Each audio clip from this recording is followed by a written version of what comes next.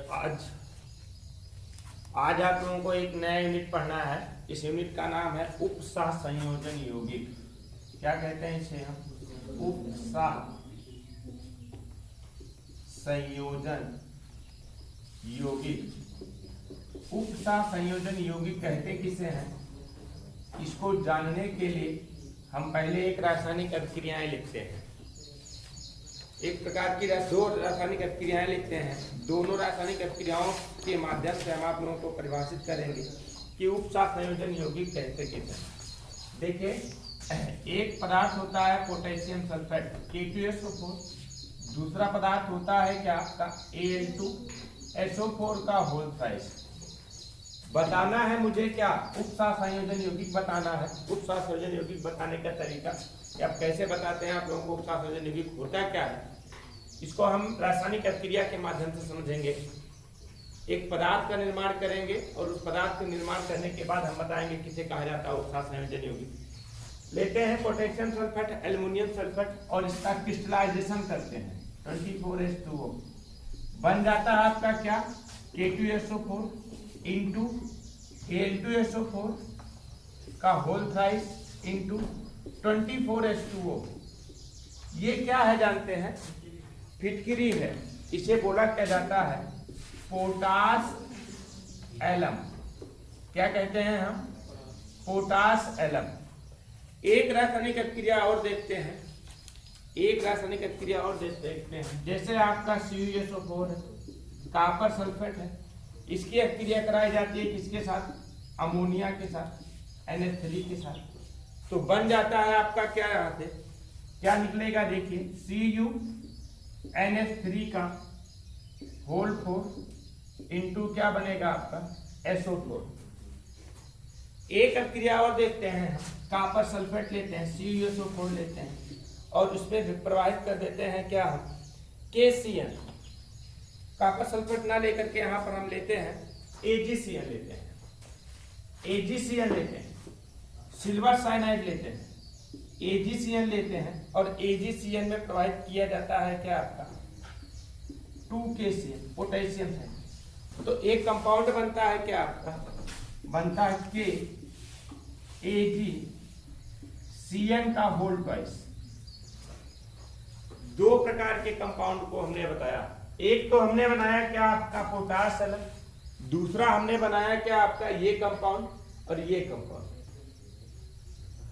देखिए, copper amine sulphate, silver cyanide potassium. इस तरीके से दो कंपाउंड का हमने निर्माण किया। अगर हम इनकी रासायनिक प्रकृति के बारे में जाने, रासायनिक गुणों के बारे में इनके जाने, तो रासायनिक गुण इनके क्या कहते हैं? रासायनिक गुण कहते क्या है इनके? देखिए, अगर हम इसको पुनः जल में घोल दें, अगर हम इसको पुनः जल में घोल दें बेटा, तो ये टूट जाता है। किसमें टूट जाता है? 2K पॉजिटिव में टूट जाएगा, प्लस SO4 डबल निगेटिव में टूट जाएगा, प्लस 2Al ट्रिपल पॉजिटिव में टूट जाएगा, प्लस 3SO4 डबल निगेटिव में टूट जाएगा और प्लस 24H2O तो निकलेगा ही निकलेगा। ध्यान से हमारी बातों को समझिएगा। क्या है ये जो यौगिक प्राप्त हुआ है? ये जो यौगिक प्राप्त हुआ है, अगर हम इसका जलीय विलयन बनाएं या इसको गर्म करके पिघला दें, तो ये अपने आयनों में विच्छेदित हो जाता है। अलग अलग आयनों में, देखिए, जिनसे मिलकर के बना था उनमें क्या हो जाता है? ये विच्छेदित हो जाता है। लेकिन अगर हम इसको जल में घोलें या गर्म करके इसको पिघलाएं, जल में घोलें या गर्म करके इसको पिघलाएं, तो ये सिर्फ दो प्रकार के आवेशित आयनों में टूटता है। CuSO4 का, CuNH3 का होल 4, CuNH3 का होल 4 इन plus whole 4 2 positive plus SO4 double negative में ही टूटता है। डबल निगेटिव में ही टूटता है। या इसको हम क्या करें? जल में घोलें। इसको हम क्या करें? जल में घोलें या जल में घोलें या इसको क्या करें? गर्म करें कि पिघल जाए। तो ये किसमें टूट जाएगा बेटा? AgCl का whole twice negative plus K positive में टूट जाएगा, K पॉजिटिव में टूट जाएगा। देखिए, दोनों में अंतर क्या है? देखिए, दोनों में पहले यानी समानता क्या है? समानता क्या है कि दोनों सरल कंपाउंड से मिलकर के बने हैं। ये भी सरल यौगिक से मिलकर के बना है और इन दोनों का निर्माण भी सरल यौगिकों से मिलकर के ही बना है। देख रहे हैं कि नहीं? दोनों ही सरल यौगिकों से मिलकर के बना है, दोनों जटिल कंपाउंड का निर्माण किए हैं। लेकिन हमने क्या किया? इसको जल में घोला या इसको हमने क्या किया? गर्म करके पिघला दिया। इसको हमने गर्म करके पिघला दिया तो ये विपरीत आवेशित आयनों में सब क्या हो गए? टूट गए। इसको हमने गर्म करके पिघलाया या जल में घोला तो दो प्रकार के विपरीत आवेशित आयनों में टूटे, लेकिन इनका अलग अलग सब्सटेंस, विभिन्न सब्सटेंस अलग अलग नहीं हुआ। जबकि इसको भी देखा हमने घोला तो ये भी विभिन्न सब्सटेंस का अलग अलग नहीं हुआ, सिर्फ ये दो भागों में टूटा।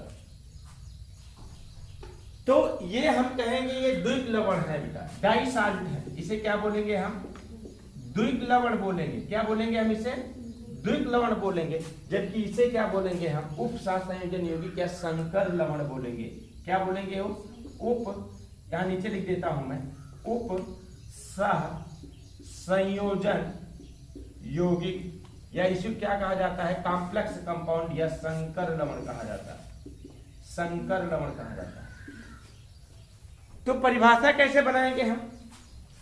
आभासीय रूप से संतृप्त, आभासीय रूप से संतृप्त सरल पदार्थों के संयोग से बने, आभासीय रूप से संतृप्त सरल पदार्थों के संयोग से बने वह यौगिक जो जलीय विलयन में या गलित अवस्था में अपनी पहचान को खोते नहीं हैं, अपनी पहचान को नहीं खोते हैं। देखिए यहां पर क्या था? एक इस तरीके का समूह था, ये वाला समूह, वो वाला समूह सेम का सेम ऐसे कैसे पड़ा रह गया, इसमें कोई चेंजिंग नहीं हुई। ये समूह भी ऐसे कैसे रह गया, इसमें कोई चेंजिंग नहीं हुई। लेकिन इसमें क्या हुआ? जब इसको हमने गलित अवस्था में किया या जलीय विलयन बनाया तो अपने आयनों में क्या हो गया? ये टूट गया। तो ये उपसहसंयोजन यौगिक नहीं है, ये उपसहसंयोजन यौगिक नहीं है। जबकि ये क्या है? आपका उपसहसंयोजन यौगिक है। तो हम परिभाषित कैसे करेंगे? आभासीय रूप से संतृप्त, ये आभासीय रूप से संतृप्त होता है। आभासीय रूप से संतृप्त सरल पदार्थों के संयोग से बने, सरल पदार्थों के संयोग से बने वह यौगिक जो जलीय विलयन में या गलित अवस्था में अपनी पहचान को खोते नहीं है, अपनी पहचान को ऐसे को ऐसे बनाए रखते हैं। तो इस प्रकार के यौगिक को कौन सा यौगिक कहा जाता है बेटा?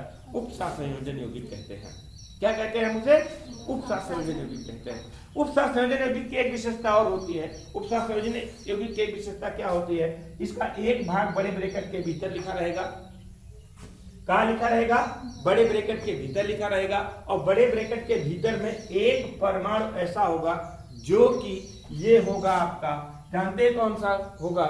कौन सा होगा? इसे क्या बोलेंगे हम? क्या बोलेंगे इसे? डी ब्लॉक के एलिमेंट्स है। ये डी ब्लॉक के एलिमेंट्स है कि नहीं है? और डी ब्लॉक के एलिमेंट्स होने के नाते इसे क्या बोलेंगे हम? संक्रमण धातु। क्या बोलेंगे इसे? ट्रांजिशन एलिमेंट, संक्रमण धातु बोला जाएगा। इसकी एक विशेषता यह भी होती है, केंद्रीय सेंटर में मेटल एटम होता है, सेंटर मेटल एटम होता है, केंद्रीय धातु कण होता है, जो कि कौन सा होता है? संक्रमण धातुओं का होता है। समझ पा रहे हैं कि नहीं? तो परिभाषा कैसे बनाएंगे इसको? हम कैसे परिभाषित करेंगे? आभासीय रूप से संतृप्त सरल पदार्थों के संयोग से बने वह यौगिक, ये आभासीय रूप से संतृप्त होता है, लगता है संतृप्त है लेकिन संतृप्त नहीं होता। आभासीय रूप से संतृप्त सरल पदार्थों के संयोग से बने। देखिए कॉपर, सल्फर और अमोनिया एक सरल पदार्थ है, सिंपलेस्ट कंपाउंड है। और यहाँ पर देखिए सिल्वर साइनाइड और पोटेशियम साइनाइड एक सिंपलेस्ट कंपाउंड है, लेकिन इनके संयोग से जो बना है ये कॉम्प्लेक्स कंपाउंड बन गया, मतलब जटिल कंपाउंड बन गया है। कैसा कंपाउंड बन गया है?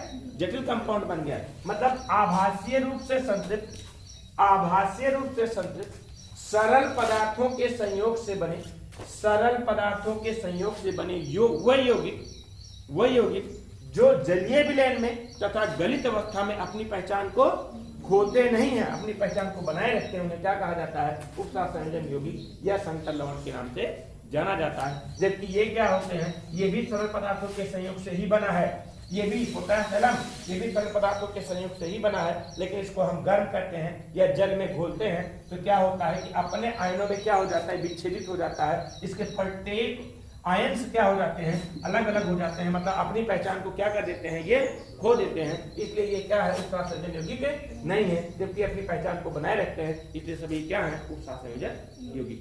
तो परिभाषा समझ गए ना। आभासीय रूप से संतृप्त सरल पदार्थों के संयोग से बने हुए यौगिक जो जलीय विलयन में तथा गलित अवस्था में अपनी पहचान को बनाए रखते हैं, खोते नहीं, तो इस प्रकार के यौगिक को कौन सा यौगिक कहा जाता है, उपसंयोजन यौगिक, या क्या कहते हैं उसे हम, या क्या कहते हैं, संकर लवण के नाम से जाना जाता है। समझ गए कि नहीं इसे? तो हेडिंग डालिए उपसंयोजन यौगिक, उपसंयोजन यौगिक, उपसंयोजन यौगिक या संकुल यौगिक किसे कहते हैं, या इसी को लिख लीजिएगा संकुल यौगिक, संकर लवण कुछ भी लिखिए, संकुल यौगिक भी कहते हैं इसे।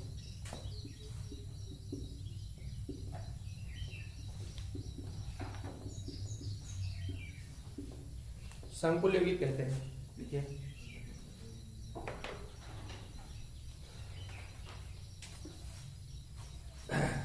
लिखिए आभासीय रूप से संतृप्त, आभासीय रूप से संतृप्त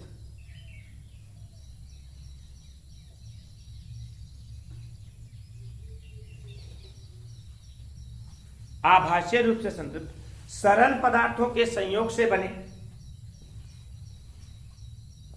सरल पदार्थों के संयोग से बने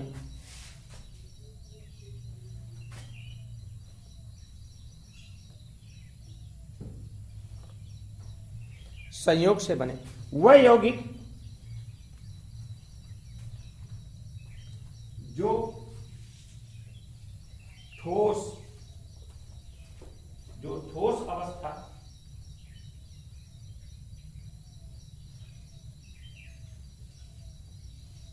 विलयन की अवस्था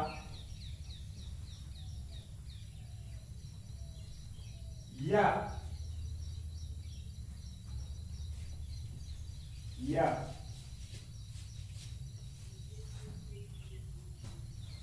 गलित अवस्था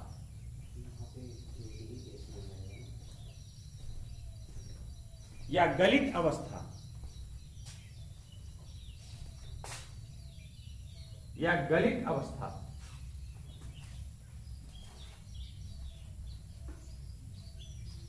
दोनों में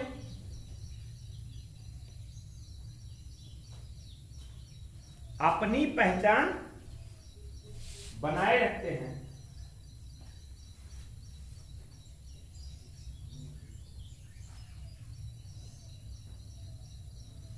उपसंयोजन यौगिक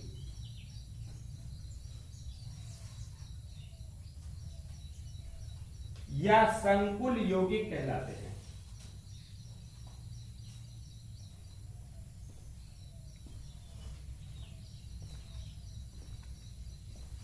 उपसंयोजन यौगिक या संकुल यौगिक कहलाते हैं।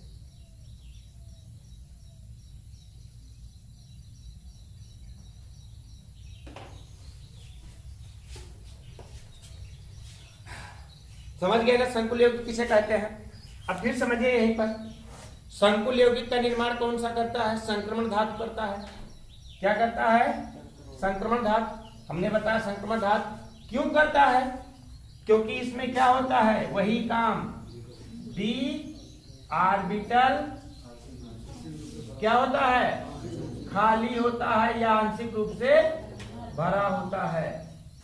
जितने भी संक्रमण धातुएं हैं, सभी संक्रमण धातुएं क्या कर सकते हैं, संकुल यौगिक क्या उपसंयोजन यौगिक का निर्माण कर सकते हैं। रीजन सिर्फ मात्र एक होता है कि डी ऑर्बिटल क्या होता है, आपका आंशिक रूप से भरा होता है। समझ पा रहे हैं ना? इसीलिए क्या हमने बताया, केंद्रीय धातु परमाणु के रूप में, सेंटर मेटल एटम के रूप में आपका सिर्फ क्या होता है, क्या होता है, संक्रमण धातु होता है। संक्रमण धातु संक्रमण धातु इसलिए होती हैं क्योंकि उनका डी ऑर्बिटल क्या होता है, आंशिक रूप से भरा होता है। आंशिक रूप से ही भरा होता है, अर्थात क्या कर सकते हैं हम, खाली होता है। तो नई लाइन देखिए संक्रमण धातुओं में डी ऑर्बिटलों के आंशिक रूप से भरे होने के कारण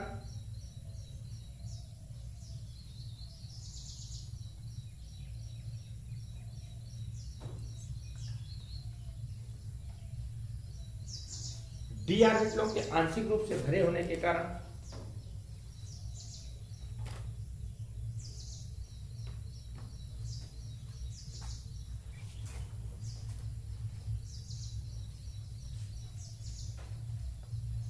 संक्रमण धातुओं के आयनों में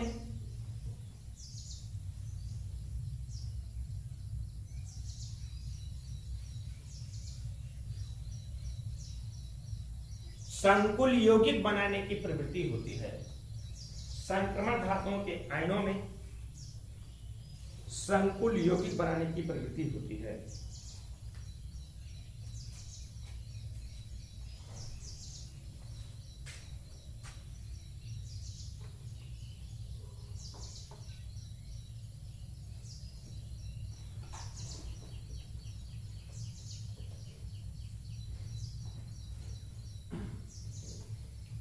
जैसे जलीय विलयन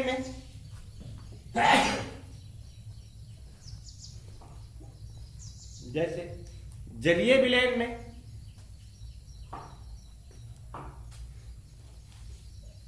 कॉपर सल्फेट की क्रिया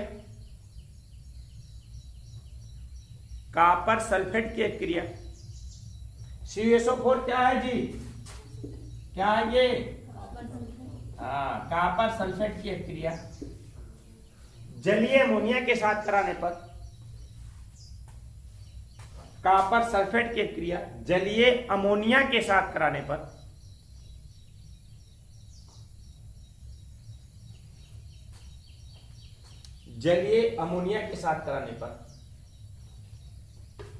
CuNH3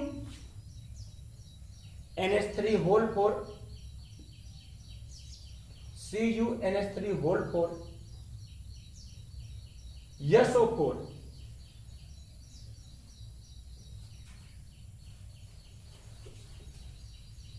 यौगिक का या संकुल यौगिक का निर्माण करते हैं।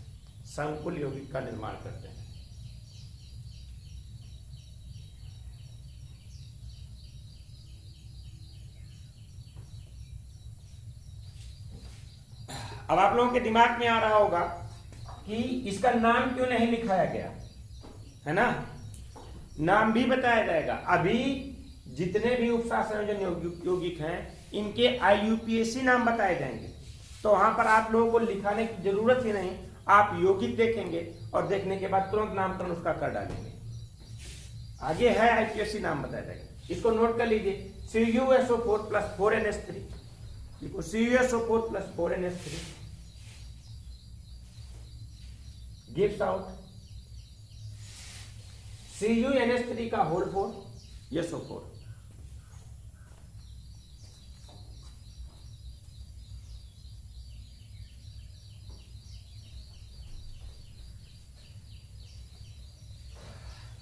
सेकंड नंबर भी लिख लीजिए।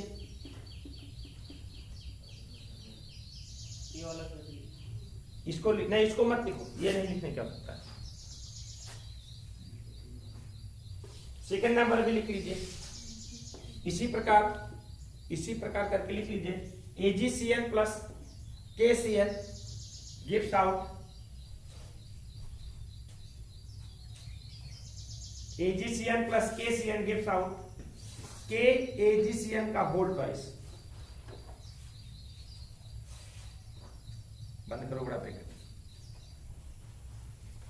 समझ गए ना? अब आगे पढ़ना है आप लोगों को उपसार संयोजन यौगिकों का बर्नर का सिद्धांत। हेडिंग बनाइए,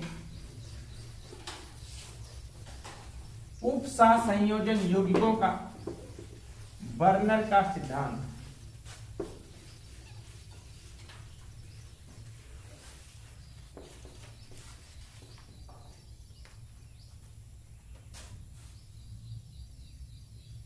उपसार संयोजन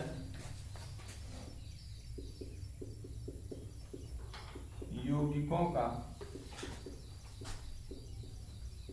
बर्नर का सिद्धांत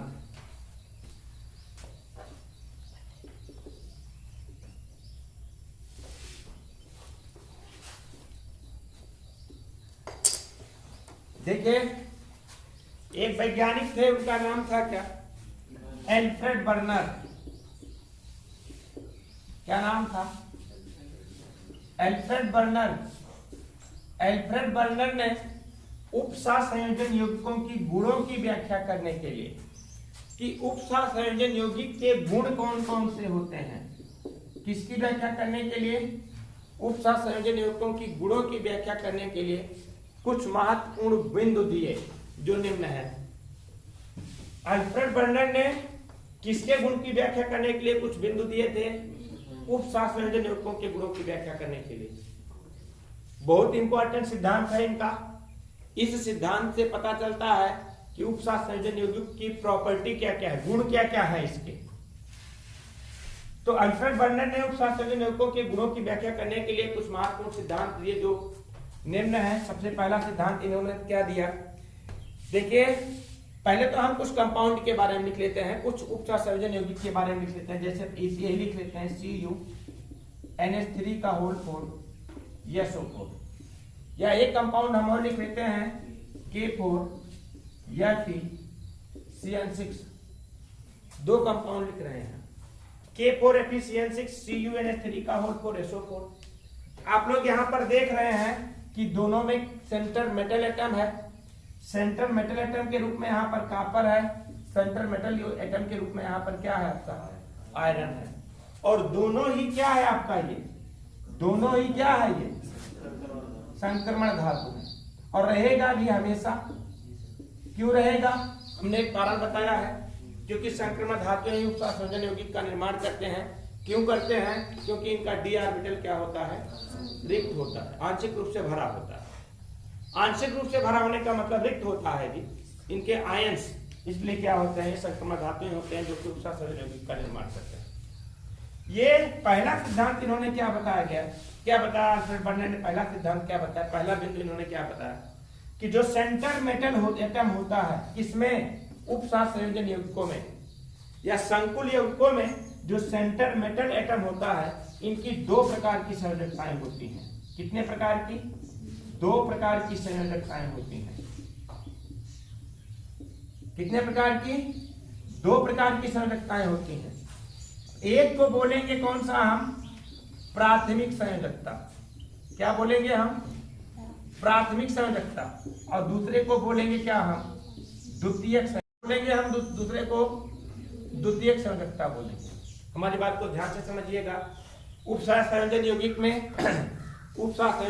में जो सेंटर मेटल एटम होता है, केंद्रीय धातु प्रमाण होता है। इस केंद्रीय धातु प्रमाण की कितनी संयोजकताएं होती हैं? दो संयोजकताएं होती हैं। दो संयोजकताएं होती हैं और दोनों संयोजकताओं में एक को बोला जाता है कौन सी संयोजकता? प्राथमिक संयोजकता। और दूसरे को बोला जाता है कौन सा? द्वितीयक संयोजकता। और समझिए, दूसरा सिद्धांत इन्होंने क्या दिया? जो केंद्रीय धातु प्रमाण होता है, धातु प्रमाण में, केंद्रीय धातु प्रमाण में दोनों प्रकार की संयोजकताओं को संतुष्ट करने की प्रवृत्ति होती है। धातु प्रमाण में क्या होता है? दोनों प्रकार की संयोजकताओं को संतुष्ट करने की प्रवृत्ति होती है। इसको भी, प्राथमिक संयोजकता को भी ये संतुष्ट करता है और द्वितीयक संयोजकता को भी संतुष्ट करता है। कौन सा? केंद्रीय धातु प्रमाण। केंद्रीय धातु प्रमाण जो होता है वो दोनों प्रकार की संयोजकताओं को संतुष्ट करता है और इसकी पहली संयोजकता क्या होती है? ऋणावेशित परमाणु या समूहों द्वारा संतुष्ट होती है। इस केंद्रीय धातु प्रमाण की पहली संयोजकता किसके द्वारा संतुष्ट होती है? ऋणावेशित समूहों द्वारा। किसके द्वारा? ऋणावेशित समूहों द्वारा। ऋणावेशित समूहों द्वारा संतुष्ट होती है। जबकि द्वितीयक संयोजकता किसके द्वारा संतुष्ट होती है? द्वितीयक संयोजकता जो संतुष्ट होती है वो संतुष्ट होती है किसके द्वारा? उदासीन। किसके द्वारा? उदासीन या आवेशित परमाणु द्वारा। देखिए, दोनों शब्दों का अंतर समझिएगा। आवेशित परमाणु परमाणु समूह द्वारा संतुष्ट होती है। दो सिद्धांत यहां पर बताया गया। पहला सिद्धांत ये बताया गया कि सेंटर मेटल एटम जो होता है, इस सेंटर मेटल एटम में कितनी प्रकार की संयोजकताएं होती हैं? 2 प्रकार की संयोजकताएं होती हैं। एक को कहा जाता है प्राथमिक संयोजकता, दूसरा को कहा जाता है कौन सा आपका? द्वितीयक संयोजकता। एक को कहते हैं प्राथमिक संयोजकता, दूसरा कहते हैं कौन सी? द्वितीयक संयोजकता। और दूसरा सिद्धांत क्या बताया गया, दूसरा बिंदु इनके द्वारा क्या बताया गया अल्फ्रेड बर्नर्ड के द्वारा, कि जो सेंट्रल मेटल एटम होता है, केंद्रीय धातु प्रमाण जो होता है, इस केंद्रीय धातु प्रमाण में दोनों प्रकार की संयोजकताओं को संतुष्ट करने की प्रवृत्ति होती है, क्षमता होती है। ये दोनों प्रकार की संयोजकताओं को संतुष्ट करने की क्षमता रखता है। प्राथमिक को भी संतुष्ट करता है, द्वितीयक को भी संतुष्ट करता है। समझ पा रहे हैं ना? जो प्राथमिक संयोजकता को संतुष्ट करने वाला होता है, प्राथमिक संयोजकता किसके द्वारा संतुष्ट होती है? ऋणावेशित समूह द्वारा संतुष्ट होती है। जबकि द्वितीयक संयोजकता किसके द्वारा संतुष्ट होती है? उदासीन या आवेशित परमाणु द्वारा संतुष्ट होती है। आवेशित का मतलब आप लोग यहाँ पर कह सकते हैं कि ये क्या हो सकता है आपका? ऋणावेश भी हो सकता है और क्या हो सकता है आपका? धनावेश भी हो सकता है। या इस तरीके से हम कह सकते हैं कि द्वितीयक संयोजकताएं जो संतुष्ट होती हैं, द्वितीयक संयोजकता जो संतुष्ट होती है उदासीन परमाणु द्वारा या ऋणावेशित द्वारा या धनावेशित परमाणु द्वारा संतुष्ट होती है। समझ गए कि नहीं? इसको समझ गए ना? समझ गए? 2 बिंदु इनके द्वारा बताया गया। पहला बिंदु, 2 प्रकार की संयोजकताएं होती हैं, केंद्रीय धातु प्रमाण की प्राथमिक और द्वितीयक। दूसरा बिंदु, दोनों प्रकार की संयोजकताओं को संतुष्ट करने की प्रवृत्ति होती है। पहली संयोजकता किसके द्वारा संतुष्ट होती है? ऋणावेशित समूह द्वारा। और दूसरी संयोजकता किसके द्वारा संतुष्ट होती है? उदासीन द्वारा। अब अगला पॉइंट, तीसरा पॉइंट क्या बताया गया? तीसरा पॉइंट ये बताया गया आपका कि प्राथमिक संयोजकताएं आयननीय है। ये ध्यान से समझिएगा हमारी बात को। प्राथमिक संयोजकता जो इसकी होती है, प्राथमिक संयोजकता जो होती है वो क्या होती है आपका? आयननीय होती है। और जबकि द्वितीयक संयोजकता क्या होती है? द्वितीयक संयोजकता क्या होती है? द्वितीयक संयोजकता अनायनीय होती है। मतलब कि द्वितीयक संयोजकता आयननीय नहीं होती है। अब आप लोगों के दिमाग में आ गया होगा कि प्राथमिक संयोजकता क्या होती है। देखिए बेटा, ये जो SO4 है ये सेंट्रल मेटल एटम से डायरेक्ट जुड़ा होता है। K4 जो है ये भी सेंट्रल मेटल एटम से डायरेक्ट जुड़ा होता है। और ये क्या होता है? आयनों के रूप में टूट जाता है। अभी हमने बताया आप लोगों को, आयनों के रूप में टूट जाता है ना। जब आयनों के रूप में टूट जाता है तो ये क्या होता है? आपकी प्राथमिक संयोजकताएं हैं। जबकि इसके भीतर ये इसके द्वारा जो संतुष्ट होता है, इसको कौन सी संयोजकता बोलते हैं? हम द्वितीयक संयोजकता बोलते हैं। समझ पा रहे हैं कि नहीं? हमने यही बताया कि प्राथमिक संयोजकताएं क्या होती हैं? आयननीय होती हैं। मतलब कि वो उनको आयनों में क्या किया जा सकता है? तोड़ा जा सकता है। जबकि द्वितीय संयोजकताओं को आयनों में तोड़ा नहीं जा सकता है। द्वितीय संयोजकताओं में उसमें तोड़ा नहीं जा सकता है। अगला देखिए, अगला पॉइंट देखिए, धातु द्वारा प्रदर्शित संयोजकताओं, द्वितीय संयोजकताओं की संख्या। अब देखिए, ये बोला जाएगा इसकी द्वितीयक संयोजकता, ये बोला जाएगा इसकी द्वितीयक संयोजकता। और ये द्वितीयक संयोजकताओं की संख्या कितनी है? इसकी 4 है। देखो कितने जुड़े हुए हैं? 4। और यहां पर कितने जुड़े हुए हैं? 6, है ना? हमने बताया कि द्वितीयक संयोजकता है। द्वितीयक संयोजकताओं की संख्या कितनी है? 4 है। यहाँ पर द्वितीयक संयोजकताओं की संख्या कितनी है? 6 है। तो धातु द्वारा प्रदर्शित द्वितीयक संयोजकताएं, द्वितीयक संयोजकताओं की संख्या उसकी उप सहसंयोजन संख्या, उप सहसंयोजन संख्या या समन्वयन संख्या कहलाती है। क्या कहलाती है? उप सहसंयोजन संख्या या क्या कहलाती है? समन्वयन संख्या कहलाती है। तो समझिए हमारी बात को, धातु द्वारा प्रदर्शित द्वितीयक संयोजकताओं की संख्या, द्वितीयक संयोजकताओं की संख्या उसकी कौन सी संख्या कहलाती है? उप सहसंयोजन संख्या या कौन सी संख्या? समन्वयन संख्या कहलाती है। जैसे CuNH3 का होल 4 SO4 में द्वितीयक संयोजकताओं की संख्या कितनी है? 4 है। तो इसकी समन्वयन संख्या कितनी हो जाएगी? 4 हो जाएगी। या इसी को बोलेंगे कौन सी संख्या? उप सहसंयोजन संख्या कितनी हो जाएगी? 4 हो जाएगी। जबकि इसमें K4 FeCN6 में द्वितीयक संयोजकताओं की संख्या कितनी है? 6 है। इसलिए इसकी समन्वयन संख्या कितनी हो जाएगी? 6 हो जाएगी। या उप सहसंयोजन संख्या कितनी हो जाएगी? 6 हो जाएगी। समझ पा रहे हैं कि नहीं? और द्वितीयक संयोजकताओं की संख्या निश्चित होती है। ऐसा नहीं होता है कि 4 है, 6 है, 3 है, 5 है, इस तरीके से नहीं होता है। द्वितीयक संयोजकताओं की संख्या बेटा निश्चित होता है। 2 हो सकता है, 4 हो सकता है और 6 हो सकता है। कितना कितना हो सकता है? 2 4 6 सामान्यतया होता है, 2 4 6 होता है, और 8 भी हो सकता है, 10 भी हो सकता है, और 12 भी हो सकता है, लेकिन ये रेयर केस में होता है, रेयर केस में होता है। तो द्वितीयक संख्याओं की संख्या कितनी हो सकती है? 2 भी हो सकती है, 4 भी हो सकती है, और 6 भी हो सकती है। 2 भी हो सकती है, 4 भी हो सकती है, 6 भी हो सकती है, निश्चित है। लेकिन रेयर केस में कितना हो सकता है? 8 10 और 12 हो सकता है। इसी अगला पॉइंट क्या दिया गया? इसी द्वितीयक संख्याओं की संख्या के आधार पर, द्वितीयक संख्याओं की संख्या के आधार पर उपसंयोजन युग्मों के ज्यामितीय गुणों की व्याख्या की जाती है। ज्यामितीय गुण का मतलब क्या होता है? ज्यामितीय गुण का मतलब होता है इसकी ज्यामितीय संरचना की व्याख्या करना। यदि द्वितीयक संख्याओं की संख्या 2 होगी तो वो यौगिक क्या होगा बेटा? रेखीय होगा। और यदि द्वितीयक संख्याओं की संख्या 4 होगी तो वह यौगिक क्या होगा बेटा? चतुष्फलकीय होगा। क्या होगा? चतुष्फलकीय होगा। और यदि द्वितीयक संख्याओं की संख्या 6 होगी तो यौगिक क्या होगा बेटा? अष्टफलकीय होगा। क्या होगा? अष्टफलकीय होगा। यही इतना सिद्धांत बताया था किसने? अल्फ्रेड वर्नर ने यही इतना सिद्धांत बताया था। फिर से मैं एक बार इस सारे सिद्धांत को दोहरा देता हूं, फिर से मैं एक बार बता देता हूं अल्फ्रेड वर्नर के द्वारा सिद्धांत क्या क्या सिद्धांत दिए गए अल्फ्रेड वर्नर के द्वारा। 5 मिनट 2 मिनट का समय लगेगा, एक बार फिर से देख लीजिए अल्फ्रेड वर्नर का उपसंयोजन युग्मों का सिद्धांत। उपसंयोजन युग्मों का अल्फ्रेड वर्नर का सिद्धांत क्या कहता है? सबसे पहला सिद्धांत इनके द्वारा क्या बताया गया? पहले वही करते हैं, कंपाउंड लिख लेते हैं K4, F एक ही कंपाउंड लिखता हूं मैं इस बार, K4 FeCN6। इस हमने बताया इस केंद्रीय धातु प्रमाण की कितनी संरचनाएं होती हैं? 2 संरचनाएं होती है। पहला सिद्धांत ये बताया गया, कौन कौन सी?